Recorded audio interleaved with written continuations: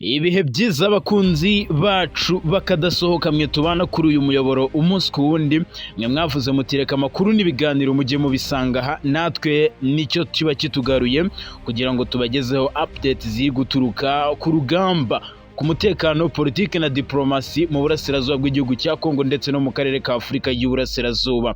Magingo anga ku kibuga cy'imirwano ndaza kuba ariho mpera mbabwire update ziri ku rugamba. M23 tayari yamaze gufata umuhanda werekeza Uvira, ni nyuma yuko bavanye ingabo zabo n'ibikoresho byabo muri Sange, bakibwira ko FARDC ishobora kugabanya igitutu yari iri kubashyiraho, ariko byaje kwiyongera muri iyi minsi ya vuba aha, dore ko ibitero byakomeje ndetse no kuri uyu munsi byongeye gukomeza bakoresheje indege zo mu bwoko bwa KT-6.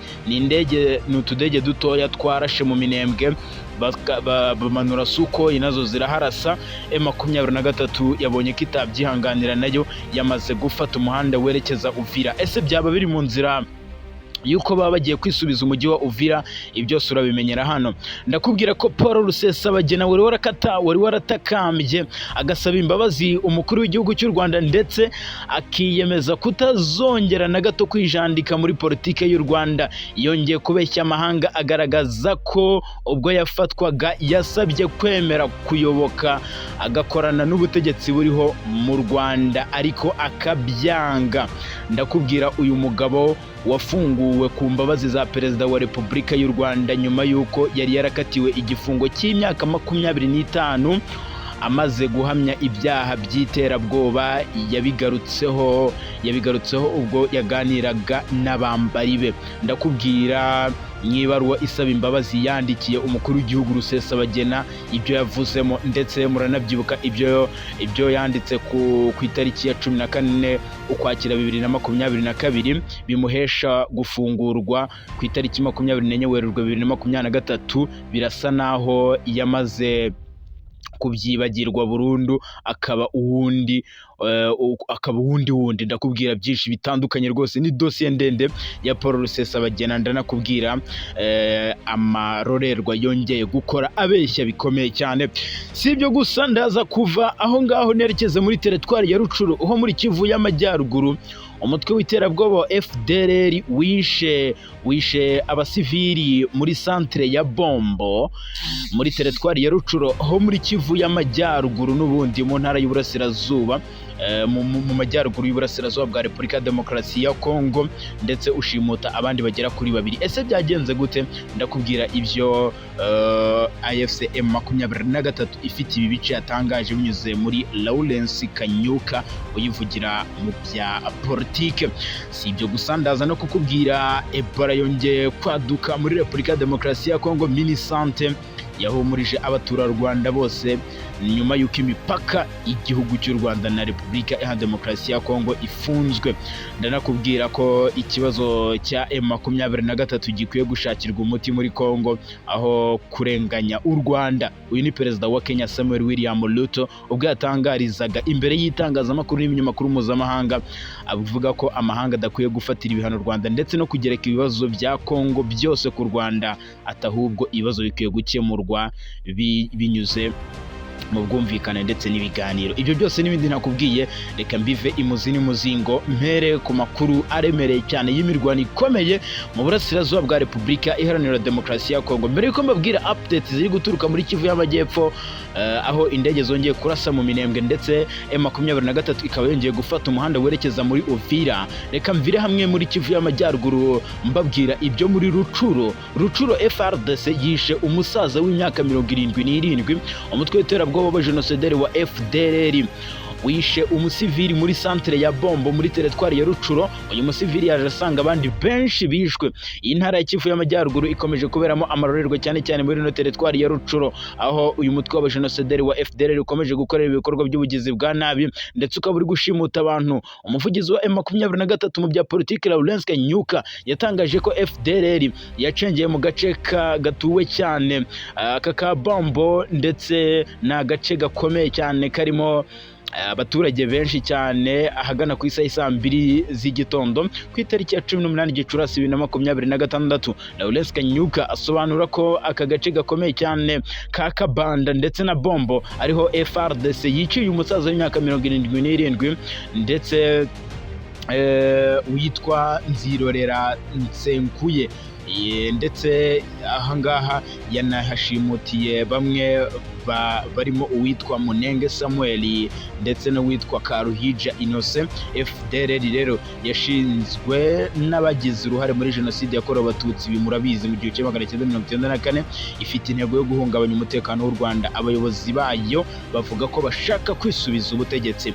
Uyu mutwe wifatanya n'ihuriro ry'ingabo za leta ya Kinshasa n'abazalendo ndetse n'imbonerakure z'u Burundi ndetse n'abarundi, bashaka guhungabanya ndetse no gutera bikomeye cyane igihugu cy'u Rwanda, ariko bakabyitirira ko bari kurwanya umutwe wa M23 muri Kivu y'Amajyepfo n'iy'Amajyaruguru, bahabwa ubufasha n'ubutegetsi bwa Kinshasa. Ubwo M23 yafataga ibice byinshi muri Kivu y'Amajyaruguru biri mu mujyi wa Goma, FDLR yahungiye mu bice bitandukanye no mu mashyamba akomeye cyane muri Walikale ndetse no muri Walikale muri centre ndetse no muri Rucuro. Amakuru kugeza ubu aravuga ko impamvu nyamukuru iri guteza umwuka mubi mu bice bituwe cyane muri Rucuro ari uko abajenosideri ba FDLR bamaze gucengera muri bino bice, bikaba biri gutera ubwoba abaturage benshi, ndetse amakuru menshi cyane akaba akomeje guturuka muri bino bice avuga ko umutekano utahari. Reka munyemerere ahubwo nambuke nerekeze muri Kivu y'Amajyepfo. Muri Kivu y'Amajyepfo rero update ziriyo nuko M23 yongeye gufata umuhanda werekeza muri Uvira.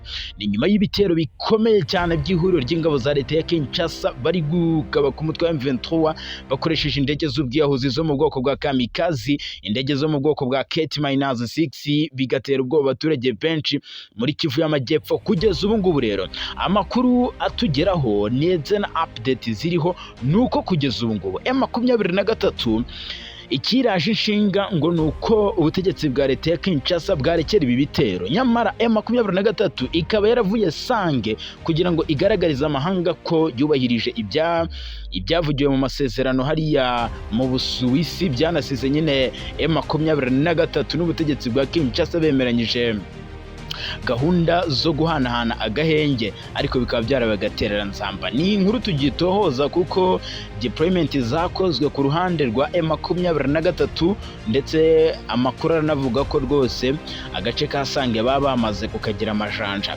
Reka ubwo munyemerere mve aho ngaho nerekeze kuri Paul Rusesabagina.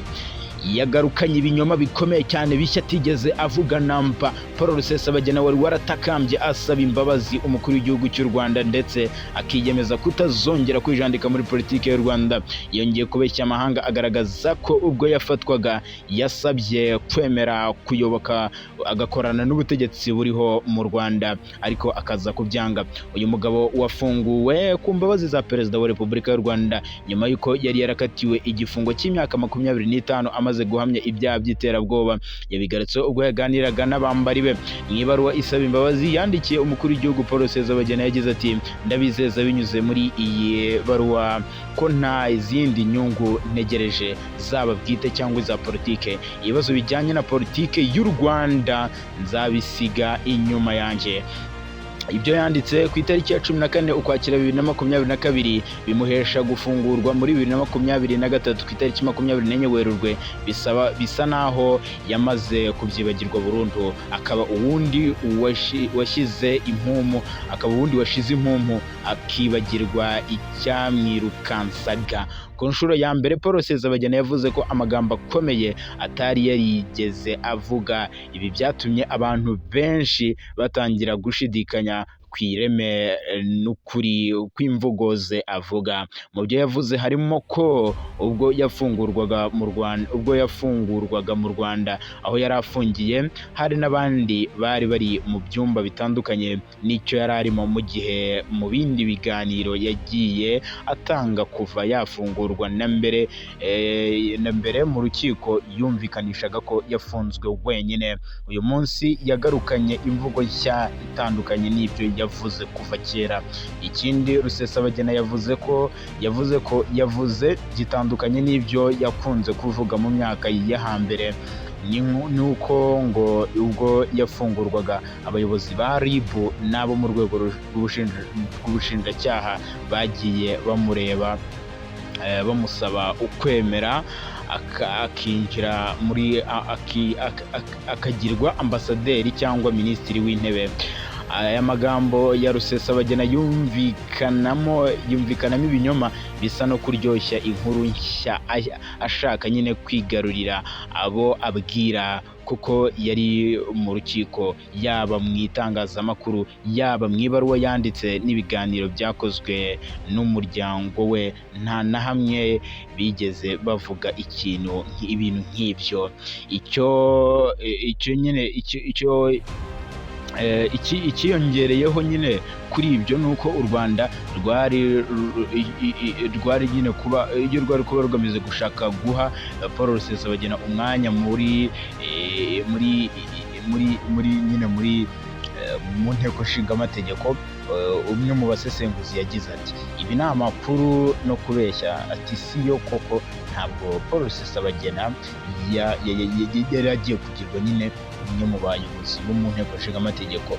Ibi rero yabigarutseho Paul Rusesabagina abeshya ubwo yari ari kumwe n'abambari be.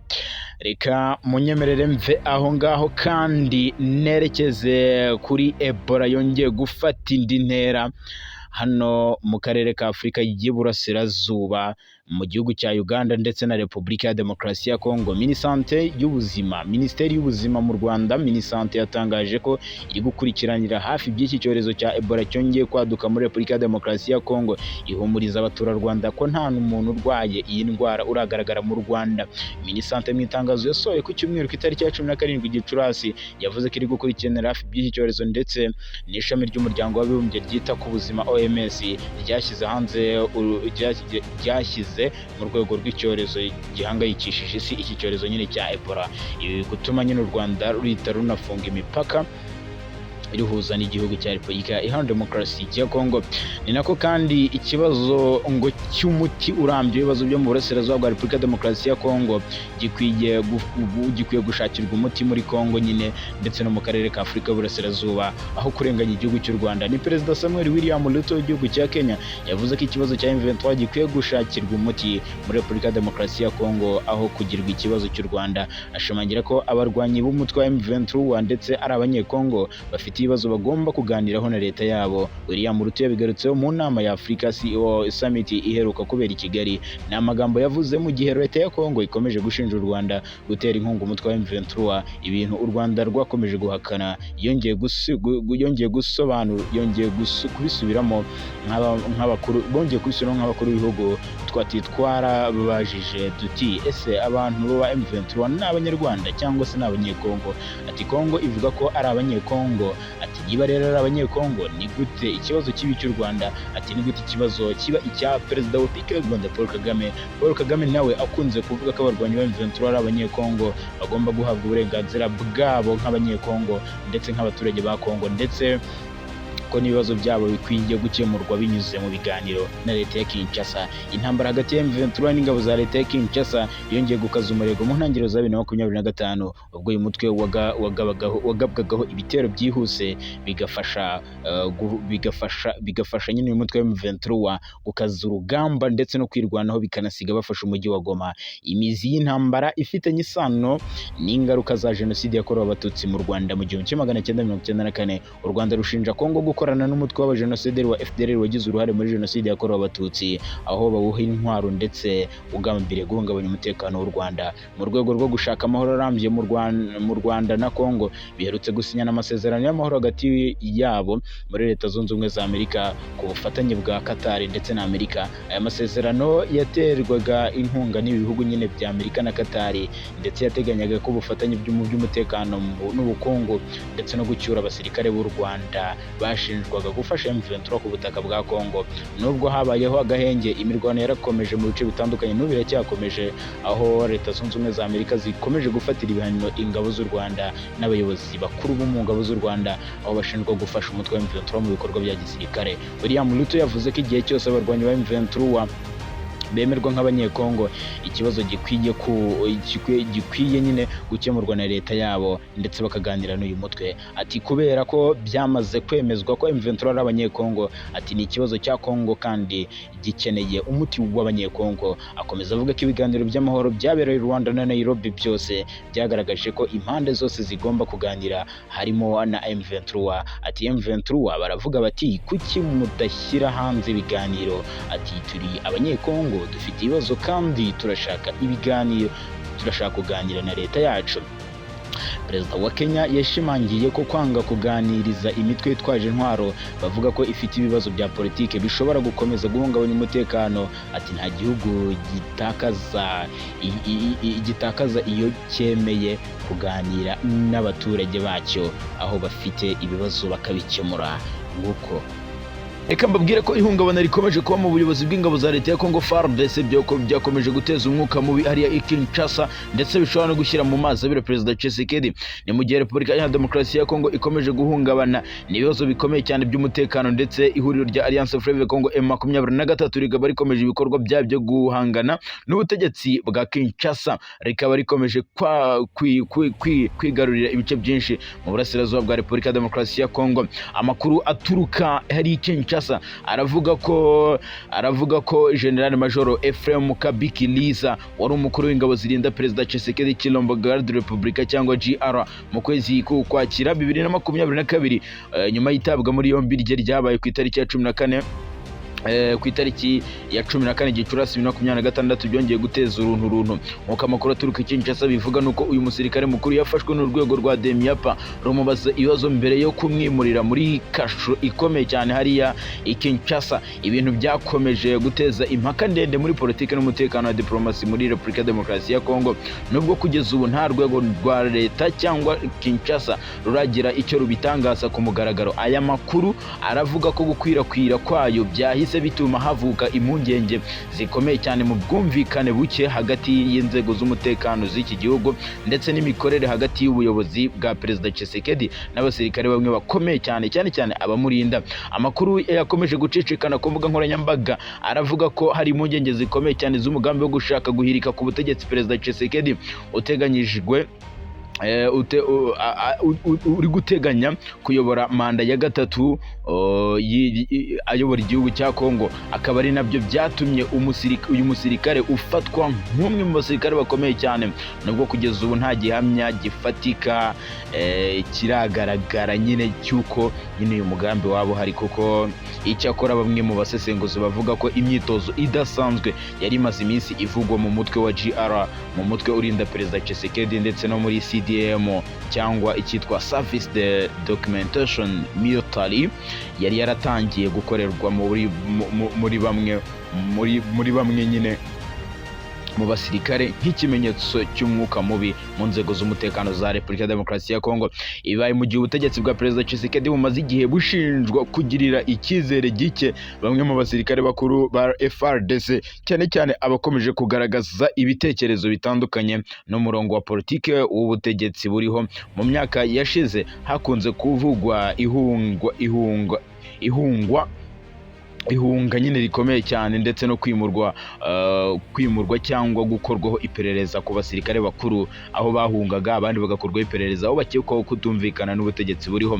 Abasesenguzi mu bya politike baravuga ko ibi bikomeje kugaragaza ikibazo cyimbitse cy'ukutizerana hagati y'ubutegetsi ndetse n'abasivili ndetse n'igisirikare cya leta ya Kongo, no gukomeza guhungabanya imikorere y'inzego z'umutekano ndetse n'ibikorwa bya operasiyo za gisirikare igihugu kirimo cyane mu burasirazuba bwa Kongo.